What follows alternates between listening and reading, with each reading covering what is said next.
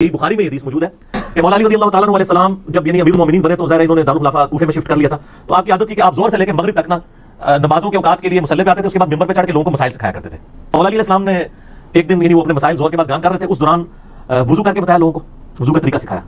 और उसके बाद जब वुजू का जो पानी बच गया था ना, उसको खड़े होकर पिया और फरमाया कि मैंने खड़े होकर पानी इसलिए पिया है क्योंकि मैंने कूफे में लोगों को देखा है कि वो खड़े होकर पानी पीने को मायूब समझते हैं, जबकि मैंने नबी सल्लल्लाहु अलैहि वसल्लम को खुद खड़े होकर पानी पीते हुए देखा है।